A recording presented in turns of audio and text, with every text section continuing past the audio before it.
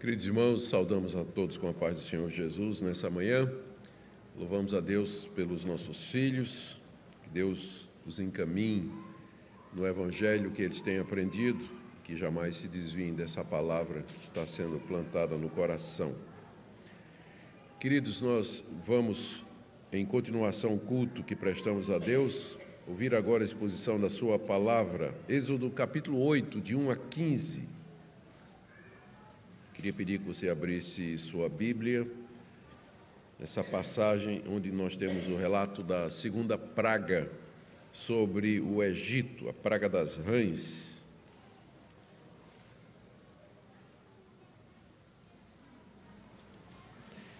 Êxodo capítulo 8, nós vamos do verso 1 até o verso 15. Depois o Senhor disse a Moisés: vá falar com Faraó e diga-lhe: assim diz o Senhor, deixe o meu povo ir para que me adore. Se você não quiser deixá-lo ir, eis que castigarei com rãs todo o seu território. O rio produzirá rãs em abundância, que subirão, entrarão em sua casa, no seu quarto de dormir, sobre a sua cama, nas casas dos seus oficiais, sobre o seu povo, nos seus fornos e nas suas amassadeiras. As rãs virão sobre você, sobre o seu povo e sobre todos os seus oficiais.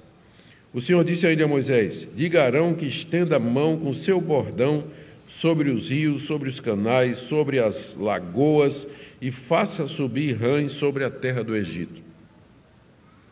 Arão estendeu a mão sobre as águas do Egito e subiram rãs e cobriram a terra do Egito. Então os magos fizeram o mesmo com as suas ciências ocultas e fizeram aparecer rãs sobre a terra do Egito. Faraó chamou Moisés e Arão e lhes disse: peçam ao Senhor que tire as rãs de mim e do meu povo. Então deixarei que o povo vá e ofereça sacrifícios ao Senhor. Moisés disse a Faraó: tenha bondade de me dizer quando é que devo orar por você, pelos seus oficiais e pelo seu povo, para que as rãs sejam retiradas de você e das suas casas e fiquem somente no rio. Faraó respondeu: amanhã. Moisés disse: seja conforme a sua palavra, para que você saiba que não há ninguém como o Senhor nosso Deus. As rãs se afastarão de você, das suas casas, dos seus oficiais e do seu povo, e ficarão somente no rio. Então Moisés e Arão saíram da presença de Faraó, e Moisés clamou ao Senhor por causa das rãs, conforme havia combinado com Faraó. E o Senhor fez conforme a palavra de Moisés. Morreram as rãs nas casas, nos pátios e nos campos. Os egípcios ajuntaram as rãs em montões e montões, e a terra cheirou mal. Vendo, porém, Faraó que havia alívio, continuou de coração endurecido e não os ouviu, como o Senhor tinha dito. Nosso Deus, nós pedimos que Tu nos ilumines o entendimento, os olhos do coração, para que nós possamos entender a Tua palavra e aplicar a nossa vida. Graças Te damos, porque Tu és o nosso Deus. Bendito seja o Teu nome, porque Tu és a nosso favor e não contra nós, que em Cristo o Senhor nos reconciliou contigo, e nós podemos tratar-te como Pai, como Deus, como nosso protetor e Senhor. Te damos graças por isso, pedimos mais uma vez Tua orientação em nome de Jesus. Amém. Amém. Queridos, na mensagem anterior, nós vimos a primeira praga que foi enviada por Deus sobre a terra do Egito, que consistiu em transformar todas as águas do Egito, a começar do rio Nilo, em sangue. Praga que durou uma semana. Isso foi feito como um sinal de que o Deus dos hebreus era superior aos deuses do Egito e superior a Faraó, e que ele tinha o poder sobre as águas, uma vez que ele era o Deus criador de todas as coisas. Lembrando que o Egito era considerado como sagrado, era o rio que permitia a vida no Egito, e de fato o Egito é um grande deserto, e o Nilo corta e irriga, traz vida às regiões adjacentes, permite o cultivo, a irrigação, a criação de animais, enfim, toda a economia e a vida do Egito dependia e depende do rio Nilo até o dia de hoje. Então, o primeiro juízo de Deus foi exatamente no coração do Egito, o rio Nilo. As águas, todas as fontes de água, incluindo rios, canais, reservatórios e até mesmo água potável na casa dos egípcios, tudo virou sangue. Mas apesar disso, o coração de Faraó permaneceu endurecido e ele não permitiu que os israelitas saíssem da terra do Egito. Moisés, com isso, estava ensinando que Deus é soberano sobre a natureza, os deuses egípcios, e que Deus estava buscando a libertação do seu povo e a manifestação da sua glória, que nós já vimos, é a razão pela qual ele faz todas as coisas. Ele busca sempre a sua glória.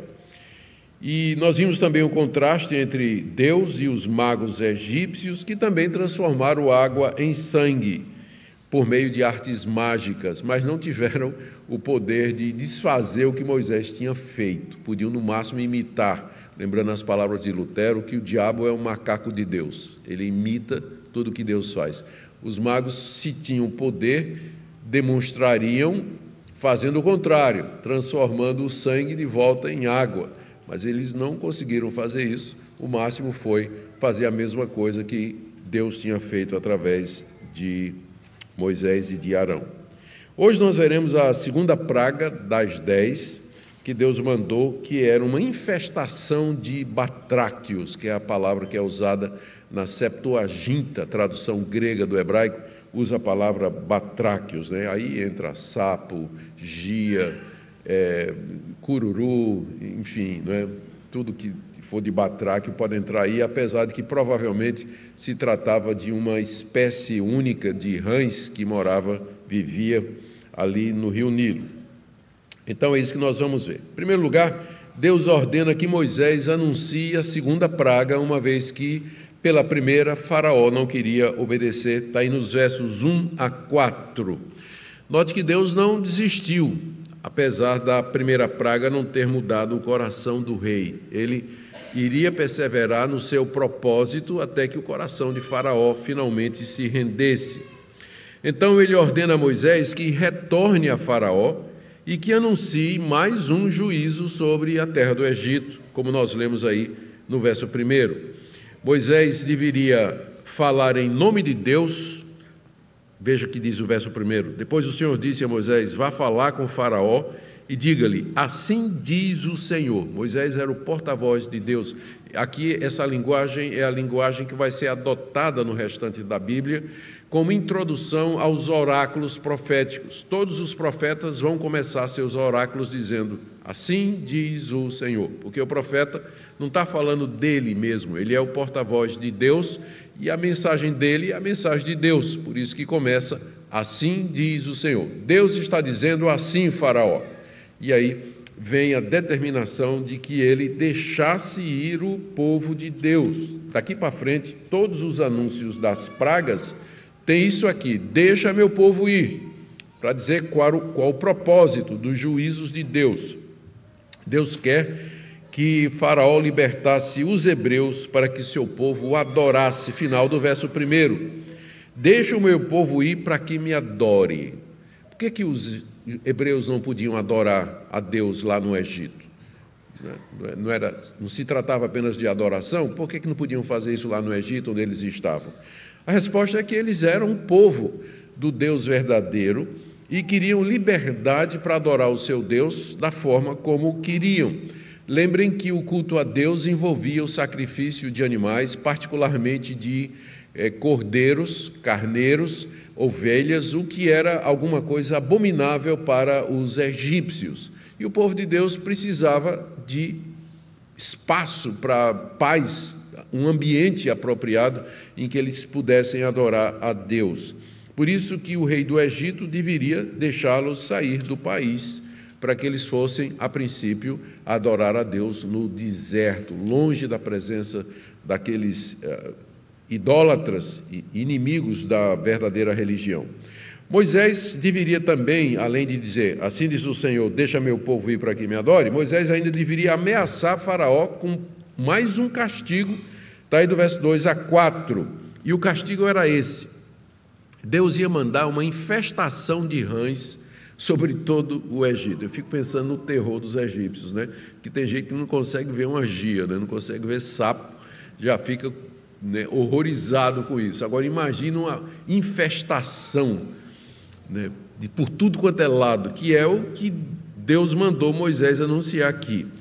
Lembrando que isso também tinha, no fundo, continua a batalha de Deus contra os deuses do Egito, porque as rãs eram associadas com a deusa Requete, que, por sua vez, era relacionada ao nascimento, à fertilidade. Tem, inclusive, imagens de gravuras, inscrições em ruínas antigas do Egito, dessa deusa que tem a cabeça de rã, né? É uma mulher com uma cabeça de sapo. Era essa deusa que era adorada e considerada a deusa da fertilidade. E, mais uma vez, o juízo de Deus vem exatamente sobre aquilo que os egípcios consideravam como sendo divino, adorando a criação em vez do Criador. Moisés diz aqui que essa infestação viria do rio Nilo, as rãs viriam do rio. O rio que dava vida, ele agora produziria, ele iria fervilhar com rãs, e essas rãs invadiriam toda a terra do Egito. Seriam tão numerosas, diz aí, no verso 3, que elas haveriam de cobrir toda a terra do Egito.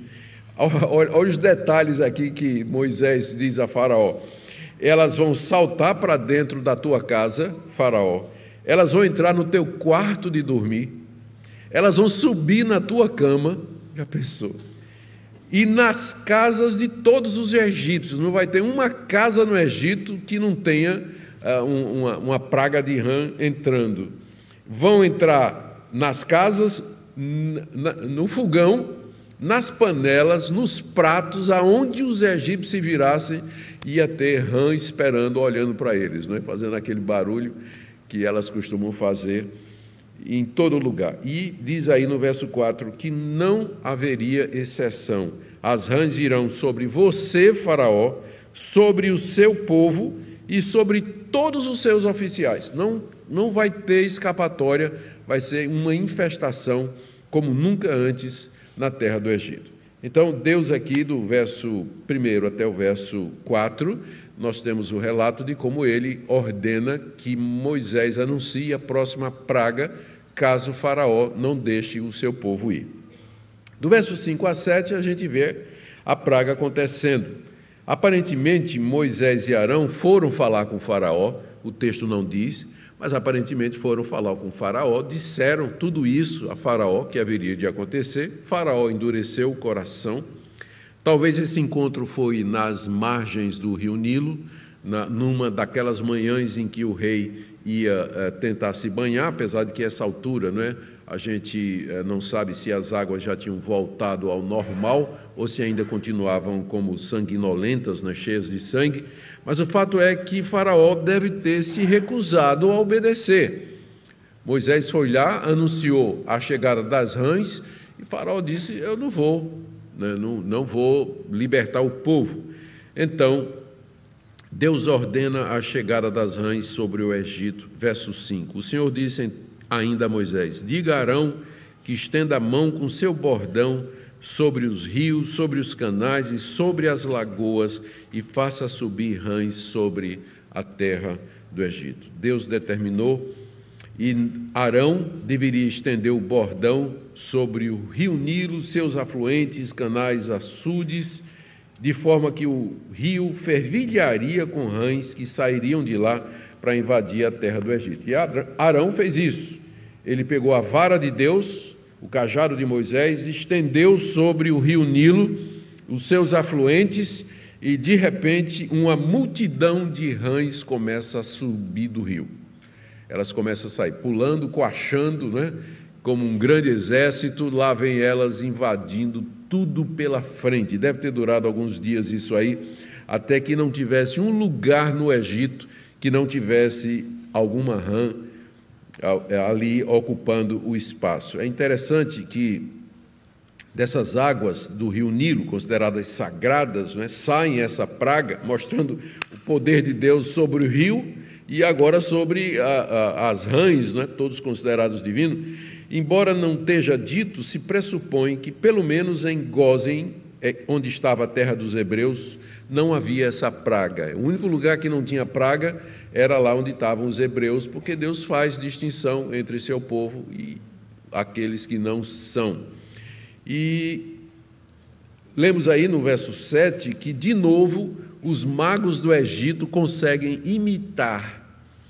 Nós já falamos aqui do Janes e Jambres, não é? Que são os nomes dos principais magos e bruxos e feiticeiros mencionados pelo apóstolo Paulo na segunda carta a Timóteo. Janes e Jambres, com artes mágicas, poderes ocultos, sem dúvida pela energia de Satanás, eles fazem uma imitação daquilo que Deus fez. Eles fazem surgir as rãs também. Agora, se eles de fato fossem deuses e tivessem poderes mágicos verdadeiros, o que eles deveriam ter feito era fazer as rãs voltar para o rio Nilo. Mas o máximo que eles fizeram foi aumentar o número de rãs, não é?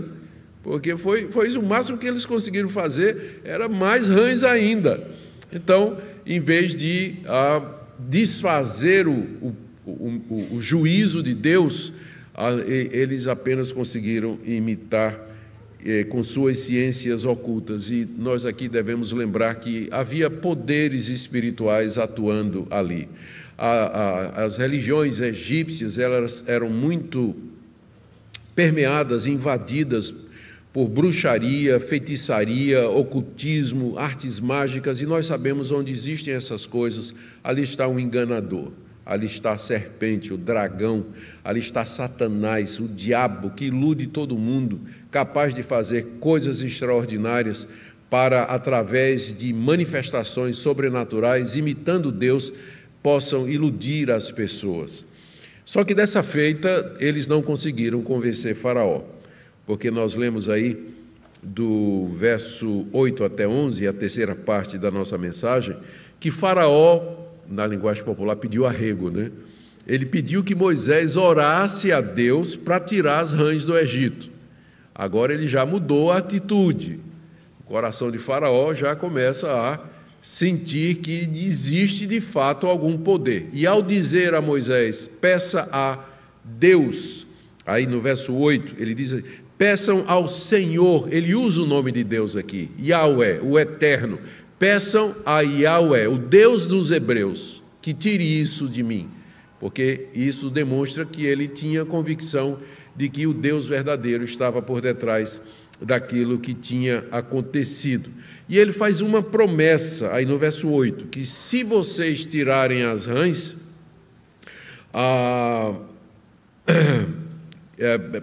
no verso 8, se vocês tirarem a rãs, final do verso 8, então deixarei que o povo vá e ofereça sacrifícios ao Senhor. Perceba que Faraó sabe que Deus, o Deus dos hebreus, é adorado através de sacrifícios. E é por isso que o povo quer sair, porque quer oferecer sacrifícios, não no Egito, que é uma coisa abominável para eles, mas lá no deserto. Faraó entendia muito bem, estava entendendo muito bem qual o teor da requisição. E disse, se vocês tirarem as rãs de cima de mim, parece que eu estou vendo, se vocês tirarem essas rãs de cima de mim aqui, então, ninguém filmou isso não, por favor. Então eu vou deixar o povo ir. Ele faz um pedido e faz uma promessa. Faz um pedido e faz uma promessa. E aqui nós notamos que, às vezes, com frequência, Deus tem que usar pressão para mudar os corações teimosos.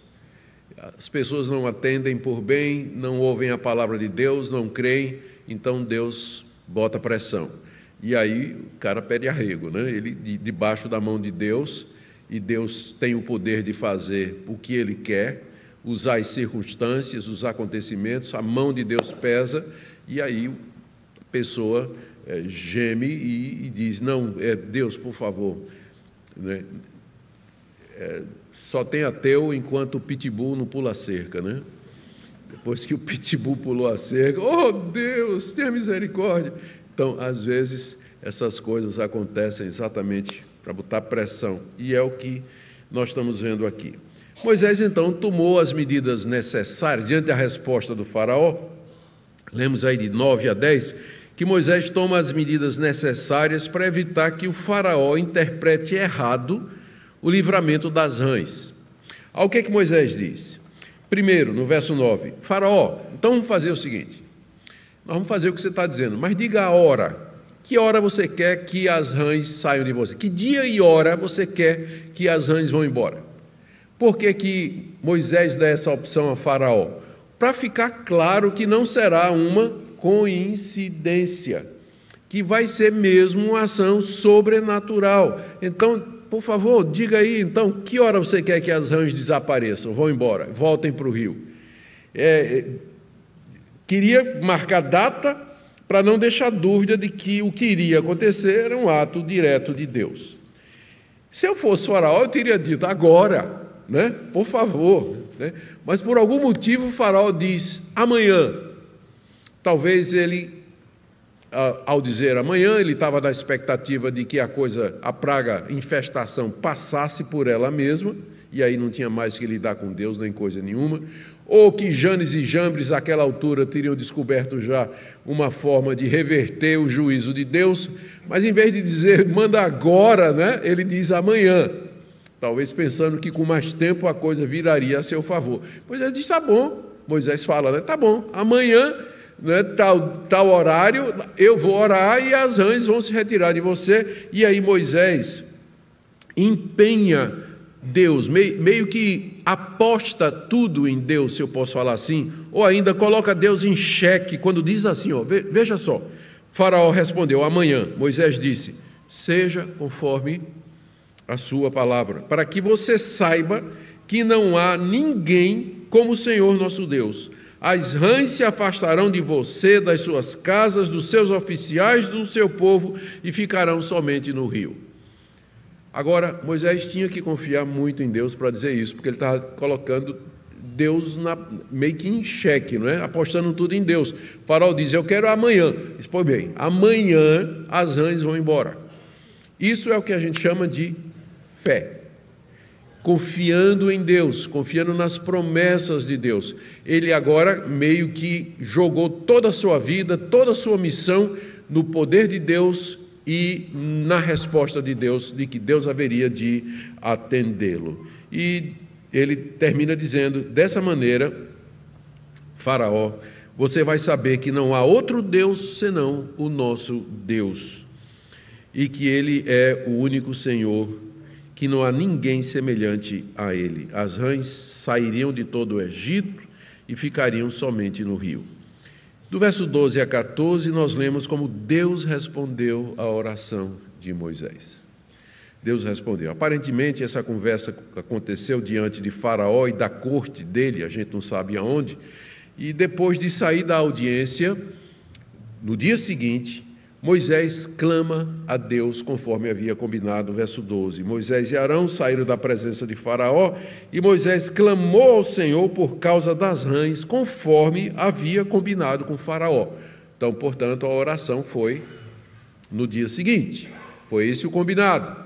Vamos orar e vamos ver que Deus é o único Deus verdadeiro. E nós lemos aí no verso 12 que ele suplicou que as rãs fossem retiradas no Egito. Eu quase que imagino Moisés na oração dizendo a Deus, Senhor, é o teu nome que está em jogo, porque nós combinamos isso, né, que hoje as rãs haveriam de se retirar. Se isso não acontecer, se o Senhor não responder, então Faraó não vai deixar o povo sair e vai ficar claro de que o Senhor ou não existe, é uma invenção minha, ou não se interessa pelo seu povo. No final, é a tua glória que está em jogo. E não existe um argumento melhor para com Deus do que esse. Senhor, é o teu nome que está em jogo. Se o Senhor não atender, se o Senhor não responder, o Senhor não vai receber a glória. Por isso que esse é um bom teste das nossas orações também. Será que quando você ora pedindo uma determinada coisa, você pode dizer a Deus, Senhor, se o Senhor não atender, o que está em jogo é o teu nome? É o Senhor que vai perder no final? Porque esse é o tipo de argumento que prevalece com Deus. Porque nós já dissemos aqui que Deus faz todas as coisas para a sua própria glória. Se você não consegue pedir alguma coisa que traria glória a Deus se Ele respondesse, então deve se perguntar se sua oração é lícita, ou se ela é apropriada ou conveniente, ou se vai mover o coração de Deus. Porque, como eu disse, Ele sempre procura a sua própria glória. Senhor, responde, porque se o Senhor fizer isso, o seu nome será glorificado na minha vida, no meu negócio, na minha família, lá no meu prédio, lá no meu trabalho, lá na minha escola. O Senhor será exaltado se isso acontecer. E esse é o tipo de argumento que Deus vai ouvir, como viu aqui. O Senhor honrou Moisés, verso 13. O Senhor fez conforme a palavra de Moisés. Que coisa maravilhosa, né? Deus atendeu e fez conforme a palavra de Moisés. E somente que não exatamente, né? Porque Deus respondeu, mas Ele deu uma pitadinha assim de juízo. Porque veja só, Ele não mandou as rãs embora. Não houve assim, de repente, uma rã se levantou, pegou a trombeta e disse, recuar, vamos todo mundo. Aí voltaram todas as rãs. Não aconteceu nada disso. O que é que aconteceu? As rãs morreram onde elas estavam. Elas não voltaram para o rio, mas elas morreram aonde estavam. Morreram nas casas, nas camas, no forno, na amassadeira, no fogão, nas panelas. As rãs simplesmente, subitamente morreram, tiveram um ataque fulminante, todas elas morreram ao mesmo tempo. E aí, o que foi, eu diria assim, Deus atendeu, mas não deixou de dar uma palmada, né, nos egípcios. Os egípcios tiveram que limpar a carniça. Lemos aí no verso 14, né, que os egípcios ajuntaram as rãs em montões e a terra cheirou mal. O combinado é que as rãs voltariam para o rio, né? Mas Deus disse, eu vou livrar, mas não sem. E lá estão os egípcios juntando rã, né? Montões e montões, provavelmente para queimar, não é? E a terra fedia, exatamente como na primeira praga, que é dito que quando as águas se transformaram em sangue, o Egito fedeu, não é? Com os peixes mortos boiando no Egito, e agora a rã por todo lado, apodrecendo, né, virando carniça, e os egípcios lá limpando o rã, fazendo um monte, provavelmente tocaram fogo para poder se livrar de tudo aquilo ali. Deus livrou, mas não sem dar uma demonstração de juízo, de castigo ou de punição para os egípcios por tudo aquilo que eles estavam fazendo. Note que nada se fala dos hebreus, de toda a terra do Egito, mas não se inclui aqui a terra onde estava o povo de Deus. E agora o último versículo, no verso 15, nós lemos aqui, vendo, porém, Faraó que havia alívio, continuou de coração endurecido e não os ouviu como o Senhor tinha dito. Pois é, na hora que Deus alivia a pressão, Deus diz, está bem, eu vou responder a sua oração, eu vou tirar a pressão de cima de você. Deus faz isso, e aí o que é que o pecador faz? Olha, né? Acabou, está tudo em paz, está tudo tranquilo, não tem mais rã nenhum aqui na minha sopa, então continua no seu caminho mau. Apesar da bondade, da misericórdia, da demonstração do poder de Deus, tal é a dureza do nosso coração. Faraó não cumpriu o que havia prometido, sentiu-se aliviado que o problema foi resolvido, voltou atrás em sua promessa, não deu mais atenção a Moisés e Arão e simplesmente quebrou aquilo que havia dito e decidiu manter os hebreus escravos e sob trabalho pesado. O que é que Moisés queria ensinar com tudo isso, com esse relato? Primeiro, o poder de Deus sobre a criação. O relato é muito claro. Deus, ele tem o poder de mover a sua criação. Ele pode fazer o rio fervilhar com rãs, ele pode matar esses animais quando ele quer. Deus controla todos os seres vivos, do nascimento, produzidos lá no rio, até a morte nas panelas dos egípcios. Deus tem o controle absoluto de toda a sua criação. Não é somente do homem, não. mas de todos os animais, de todas as espécies, porque Deus é o Criador de todas elas e, portanto, Ele dispõe delas, usa-as como deseja, enxame de abelha, praga de formiga, praga de cupim, praga de gafanhoto. Deus usava muito isso no Antigo Testamento para trazer juízo sobre os povos do Antigo Oriente. Deus manda um peixe engolir Jonas. Deus tem domínio sobre todos os animais. O Senhor Jesus Cristo disse que não cai um passarinho no chão se não for da vontade do Pai que está nos céus. Por quê? Porque Ele é o Senhor de toda a criação. Ele fez tudo o que existe, portanto, tudo o obedece. Era isso que Moisés queria ensinar. Moisés também queria ensinar aos israelitas que Deus era maior do que os deuses dos povos. Já tinha mostrado que Deus é maior do que o deus Nilo, mostrou agora que Deus é maior do que a deusa Raquete. E por que isso? Porque os hebreus a quem esses relatos foram primeiramente dados estavam à beira do rio Jordão, às vésperas de cruzar o rio para a guerra da conquista. A terra prometida estava repleta de cananeus, amorreus, ferezeus e outros povos lá que eram idólatras, que tinham seus deuses também. Mas Moisés diz: não tenham medo, porque o nosso Deus é o mesmo Deus que tirou vocês do Egito. É o Deus que passou por cima dos deuses do Egito, mostrando o seu grande poder e a sua glória. Então não temam os deuses dos amorreus, porque são falsos. Deus vai fazer com eles a mesma coisa que fez com os deuses do Egito. Isso que Moisés queria mostrar. E tem uma lição aqui que eu acho muito importante. Moisés queria também que os israelitas guardassem o seguinte ponto: que quando eles atravessassem o rio, entrassem na terra prometida e começassem a desfrutar, depois de terem vencido os inimigos e desapossados os nativos, e começassem a morar nas casas boas, a plantar e a ter colheitas e frutos em abundância, gado crescendo no pasto, que eles não se esquecessem de Deus. Porque durante a guerra, eles certamente clamaram a Deus e pediram ajuda a Deus.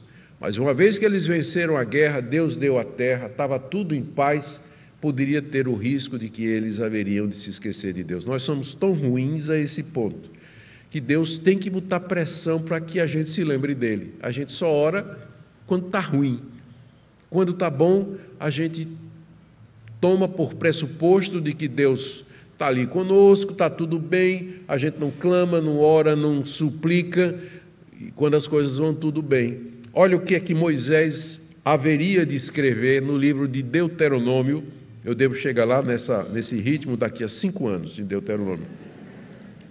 Veja o que Moisés escreveria no livro de Deuteronômio, capítulo 8, de 11 a 14. Falando para aquela geração: tenham cuidado de não se esquecer do Senhor, seu Deus, deixando de cumprir os seus mandamentos, seus juízos e seus estatutos que hoje lhes ordeno. Não aconteça que depois de terem comido, estarem fartos, depois de haverem edificado boas casas e morado nelas, depois de se multiplicarem o seu gado, o seu rebanho, e aumentar sua prata, o seu ouro, e ser abundante tudo que vocês têm, se eleve o seu coração, e vocês se esqueçam do Senhor, seu Deus, que os tirou da terra do Egito, da casa da servidão. Moisés disse aos israelitas: cuidado, porque para que depois de terem recebido as promessas de Deus, vocês não esqueçam de Deus, o coração de vocês se eleve e vocês se tornem orgulhosos. Foi o que aconteceu com Faraó. Sob pressão, coberto de rãs, clamem a Deus por mim. Deus tirou as rãs, veio o alívio, continuou do mesmo jeito. Mesma coisa conosco hoje. Deus bota a mão em cima, o crente se quebranta, chora, pede perdão a Deus, Deus tira a mão e ele continua a fazer a mesma coisa de antes. Parece que tem crente que não aprende. E essa aqui já me introduz a lição para nós, não é? Terminando, isso para nós tem o mesmo efeito de que para os israelitas a quem Moisés primeiro escreveu, ensinou isso aqui. Debaixo de pressão, nós clamamos a Deus, nos humilhamos, Deus atende e a gente continua. Última coisa que eu queria lembrar aqui para nós, além da necessidade de atendermos ao juízo de Deus e à correção de Deus sobre nós, é rejeitar aquelas explicações humanistas que acabam por negar a natureza sobrenatural. Vocês têm bíblias de estudo, vocês consultam comentários, vocês têm acesso à internet, onde existe muita coisa a respeito da Bíblia, e vocês vão encontrar explicações humanistas, dizendo que, inclusive uma Bíblia de estudos, né, que eu fiquei impressionado, uma Bíblia de estudo produzida por uma editora geralmente muito fiel. Ela diz que o que fez as rãs, as rãs tinham fugido do rio por causa do sangue. Qual foi a praga anterior? A água virou sangue. Resultado, as rãs fugiram, porque não podiam ficar no rio por conta do sangue. Então, não foi nada miraculoso, mas uma consequência natural que tinha acontecido. Então, vocês vão encontrar gente que, na tentativa de salvar a Bíblia da crítica dos cientistas e dos ateus agnósticos, procuram achar uma causa natural que explique. Mas a pergunta é que o relato, o milagre não foi nem tanto as rãs terem saído do Nilo, mas o ponto aqui é que isso aconteceu quando Arão levantou o bordão e que elas morreram quando Moisés orou. Então, não tem causa natural que explique essa coincidência. E, às vezes, na tentativa de fazer isso, as pessoas acabam dificultando a nossa vida ainda mais. Tem um livro muito antigo chamado E a Bíblia Tinha Razão. Eu não sei quantos de vocês leram esse livro, né? Já deve ter saído de publicação, e eu espero que sim. Porque era um livro que pegava cada milagre da Bíblia e tentava achar uma causa natural. Por exemplo, os israelitas atravessaram o Mar Vermelho. Mas foi num lugarzinho estreitinho, Moisés sabia o caminho, não é? E por onde podia passar, não teve milagre nenhum, enfim, tentando dar uma explicação natural. Nós não negamos que Deus usa meios naturais para realizar os seus planos, mas há situações em que o sobrenatural é necessário para comprovação e validação daquilo que Deus está fazendo. Por exemplo, todos os milagres de Cristo. A famosa história, a famosa expressão, saber o caminho das pedras, vocês sabem de onde vem. É uma tentativa de explicar o milagre de que Jesus andou sobre as águas. Jesus sabia o caminho das pedras, dos corais, e aí ele andou ali pelas pedras e os discípulos pensaram, está andando em cima das águas. Você pode seguir esse caminho e negar a ressurreição de Cristo, os milagres feitos pelos apóstolos, que validam o evangelho que eles pregaram em inspiração da Bíblia, mas para que nós sejamos de fato cristãos, servos de Deus, tementes a Deus, nós temos que receber essa palavra como sendo histórica, como sendo confiável, como relatando de fato os atos e as intervenções salvadoras de Deus na história, porque senão nem a ressurreição de Cristo você vai aceitar. Recebemos esse livro como a palavra de Deus. E o que houve foi, de fato, um juízo de Deus sobre o Egito. Como está seu coração nessa manhã? Queria que você examinasse sua vida, que você se visse à luz desse texto como Faraó. Será que Deus precisa colocar pressão na sua vida para que você mude, para que o seu coração se quebrante, para que você se humilhe? Tem você se esquecido de Deus durante o período de alívio que Ele tem dado a você, de tranquilidade e de paz? Que Deus aplique essa palavra ao seu coração, para que nós sejamos um povo temente a Ele e que dê atenção às circunstâncias que Ele usa para falar ao nosso coração.